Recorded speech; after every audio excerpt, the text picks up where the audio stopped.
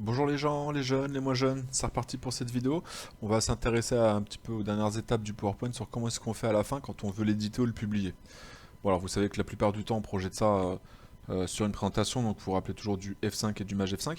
Mais il peut arriver aussi qu'on ait besoin de faire d'autres formats, notamment si on veut l'envoyer par mail à quelqu'un et qu'on veut en faire quelque chose de juste lisible une seule fois. Dans ce cas, en fait, on a des formats différents qu'on va trouver dans enregistrer sous. Donc, je vous rappelle, avec F12, vous faites enregistrer sous. Et on voit ici que par défaut, on est en présentation PowerPoint qui en fait fait un point PPTX, d'accord? C'est le format par défaut de PowerPoint. Mais sachez qu'on peut l'enregistrer juste en présentation, c'est-à-dire qu'il faut faire diaporama, PowerPoint, et là c'est plus un PPT, c'est un PPSX, S pour slideshow, alors que le T c'était template. Et donc en fait ce genre de fichier PPS, quand vous l'envoyez à quelqu'un, il va pas avoir accès aux documents éditables en fait, il va avoir accès juste au diaporama, et seulement le diaporama. Donc ça peut être pratique quand on envoie une présentation commerciale à des clients, ou enfin voilà, peu importe. Ensuite, autre format très intéressant que vous allez avoir ici, c'est les deux formats vidéo en fait. Il y a le format WMV, Windows Media Vidéo, et le format MP4. Voilà, c'est comme ça que je fais toutes les vidéos que vous voyez, sauf la première là sur ma chaîne YouTube. Je les fais toutes comme ça. Alors évidemment, ça nécessite, si vous enregistrez au format vidéo, que votre PowerPoint avant soit complètement automatisé. C'est-à-dire qu'il attend aucun clic jamais. Sinon, ça risque de rester 10 minutes sur la même slide, voire ne jamais finir la vidéo, quoi. Donc voilà, ça c'est les petites astuces de format. Mais surtout aussi, parfois on a besoin d'imprimer. Et alors là, pour imprimer, on va aller voir qu'il y a plusieurs choses à savoir. Alors on voit quand on fait CTRL-P, je vous rappelle, pour imprimer, on voit que par défaut, en fait, ça imprime, vous voyez, une grosse diapo par page. D'accord? Et donc ça peut être enquiquinant d'avoir autant de pages que de diapos, et pour l'imprimante, et puis pour le papier, et pour tout le reste, quoi. Du coup, ce qu'il y a à savoir ici, au-delà des paramètres habituels, où il y a même les couleurs, vous voyez que vous pouvez mettre tout de suite en noir et blanc, là déjà, pour économiser un peu votre imprimante. Vous avez ce bouton-là qui est très important. Et vous voyez ici que par défaut, c'est en mode page, mais qu'on peut aussi imprimer en page de notes. Et quand vous êtes en page de notes, vous voyez que ça va imprimer à chaque fois la diapositive et tous les commentaires. D'accord? Alors même quand il y a plus de commentaires que de place, bah, ça va sur deux pages. Voilà, juste je sors là pour que vous voyez que c'est bien les commentaires qui sont ici, que vous trouvez ici, qui ne passeront pas sur le mode présentation quand vous présentez, mais qui seront ici dans le document et sur le papier si vous l'imprimez en page notes. Donc pratique si c'est une grosse soutenance que vous notez tout ce que vous avez à dire par page pour le retenir. Mais en fait on s'en sert pas très souvent de ce mode là. Il y a le mode plan aussi qui peut être sympa, voilà, imprimer quand vous voulez réviser juste le plan de votre présentation avant d'aller faire votre soutenance ou présenter peu importe ce que vous présentez. Et aussi, surtout, et c'est celui-là qu'on utilise le plus, le mode document, où là on va même choisir le nombre de diapositives qu'on veut par page. Donc par exemple le classique c'est 6 ou 9. Moi j'aime bien 6. Voilà, et du coup on voit que ça prend l'emplacement comme ça, les diapos viennent s'insérer ici, tout simplement. Le problème qu'on a ici, c'est que par défaut ça imprime sur du blanc, comme la page de notes en fait, si vous avez regardé avant. On a juste la date ici par défaut, et parfois on a aussi le numéro de page là, ou les numéros de diapositives, suivant les paramétrages.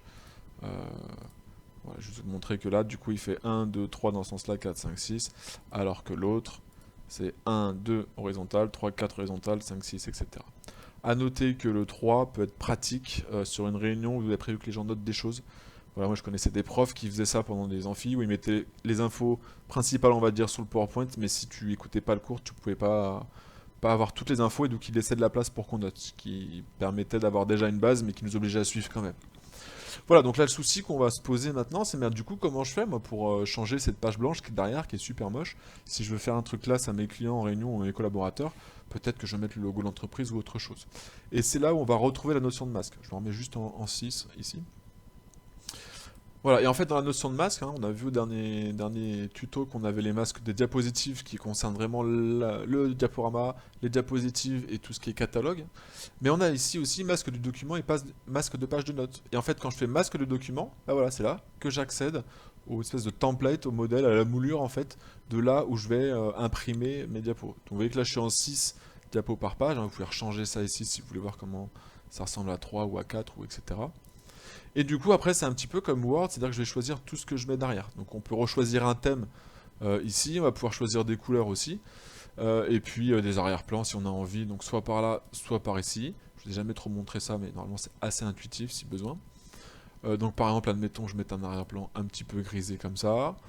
Et ensuite, on retrouve accueil, insertion, et surtout insertion, on va pouvoir aller chercher des images et des formes. Donc Donc là, je vais mettre une forme et imaginez que c'est une image hein, que vous voulez mettre là. Toujours mettre mon petit cœur rose, par exemple, que je voudrais mettre là. Voilà, par exemple. Mon en-tête, par exemple, je pourrais aussi lui mettre une petite forme graphique comme ceci. Pourquoi pas, un truc bien moche. Et dire, oui, par exemple, partons en voyage. Voilà, pourquoi pas, quelque chose comme ça. Etc, etc. Même ça, hein, vous avez vu. Ensuite, je peux en faire ce que je veux. Encore un truc bien moche. Et voilà. Et en fait, une fois que j'ai changé tout ça, et ben du coup, quand je sors du masque, et ben ici on voit rien, normal, parce qu'on n'a rien touché à la présentation. Par contre, maintenant, si je vais pour imprimer, hop, vous voyez que mon template est là juste derrière, peu importe que je mette 6 ou 3, ou peu importe ce que je vais faire, d'accord? J'ai mon template qui est là derrière. Donc voilà, ça c'est important de le savoir quand même en entreprise. Voilà, vous avez exactement la même chose ensuite pour page de documents, c'est je pense même pas la masque, pardon, des pages de notes. On dit page de commentaires aussi parfois.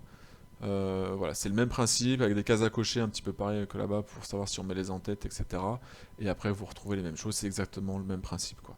Et en plus vous pouvez ici changer par défaut en fait quand vous mettez vos commentaires la mise en forme des commentaires qui vont être mis ici. Voilà à peu près tout ce qu'il y a à savoir là-dessus.